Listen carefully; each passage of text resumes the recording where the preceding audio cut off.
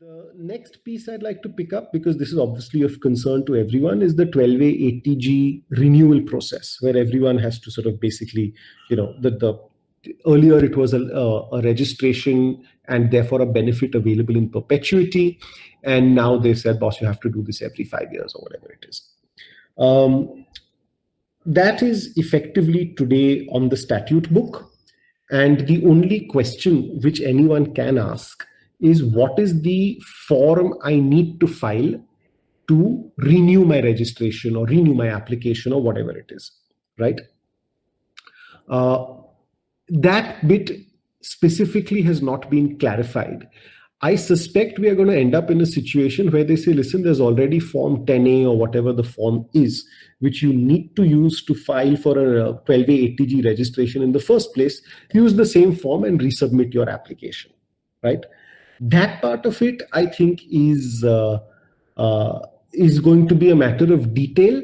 And to the extent that everyone needs clarity, that clarity has to come within, like I said, over the course of the next 3-4 weeks, right?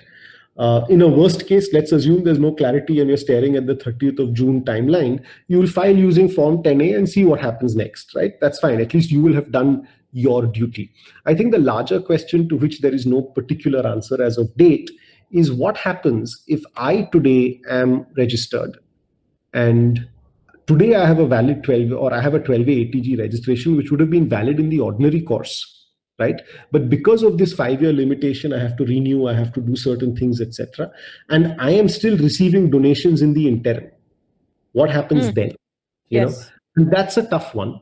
Arguably, if you succeed in getting your 12A ATG renewed, revalidated, whatever you want to call it, then there's no problem. Those donations continue to be tax exempt in your hands, as well as a deduction which the donor can claim in due course, right? The difficulty would be if for whatever reason that registration was rejected. Now, why it could be rejected is anyone's guess as of today, because it is ultimately within the discretion of the revenue to grant such registration. And if that is rejected, that is where you have the very nasty consequence of, number one, having to pay tax, right? And of course, tax will be paid only if you have a surplus, not otherwise. So maybe from the NPO, the receiving NPO's point of view, it's a risk which can be managed, but you'll also have to think about it from your donor's point of view, because your donor will want clarity, ki, bhai, can I claim this as a deduction or not? Because a lot of donors also, especially sort of natural persons who are making donations, do count on the fact that such donation will be claimable as a deduction in the fullness of time, right? And that really is the piece which is a bit open-ended. I think tax advisors are looking at these things. Questions were raised even when this thing was brought on to the finance bill in the first place. And hopefully we would have had answers by now. But I think just because of this COVID situation, these answers are going to take a little longer in the coming. Right? So no, I'm not sort of red flagging anything other than please keep your eyes open for this. The process of registration, which at least the questions which we received, which you guys sent to Toolbox and Toolbox forwarded to BNP, those questions seem to suggest a lot of concern around process. To me, process is important. It's exceptionally important in these circumstances, but it will be clarified because everyone has to do it. And if there is at all an absence of clarity, certainly the revenue or the government of India, whomever, CBDT, whomever it is, will provide that clarity. The real issue is of substance, which I think NPOs will recognize over this period as donors start asking them questions before making donations. So that is something which I'd like to flag off to you. I repeat, I don't have an answer for this today, right? Hopefully very shortly, we will all have the relevant answers, but I'd like you to leave that, you sort of think through that when you're looking at your own cash flows. Vijaya mentioned capital runway and the rest of it, which you guys have previously discussed. But when you're looking at cash flows, just bear this in mind as a potential hiccup, which you'll have to address. So talk to your auditors. Your auditors may turn around and say, you know what, it's a non-issue. We'll see about it. And if they say that, then great. But just don't lose sight of this fact. Yeah. So, Justin, I just had a follow-up question, which is not around the process of the re-registration itself, but more in terms of when one goes through the application, and since you highlighted that there is a possibility that one could find their original licenses being revoked, which means that when you go through the reapplication, you could actually get rejected, right? Yeah.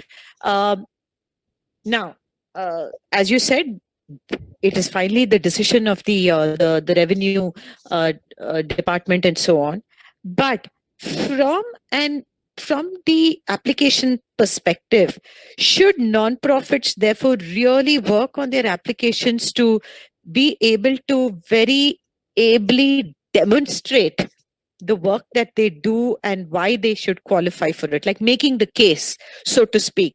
And the easiest thing would be to do is look at the original set of documents that could be ranging anyway from 5 years to 10 years or to even earlier than that to pull it out. But would that sort of be something that as nonprofits we all should be looking at, to really look at what our programs have been doing and make the case, at least even on paper, that much stronger?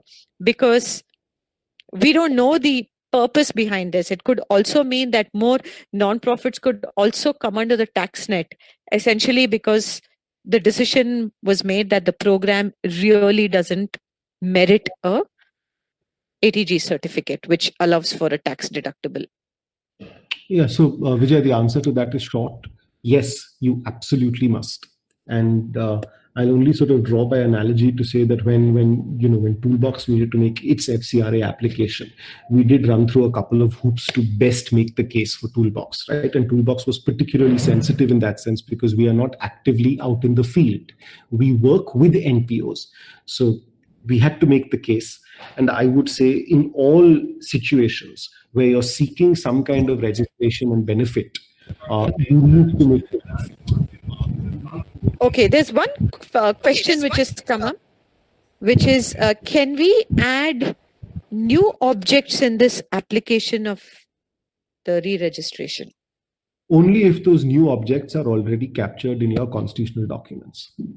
Which means that they are there in your MOA and AOA or your trust deed or whatever. Yeah. Let me Got make it.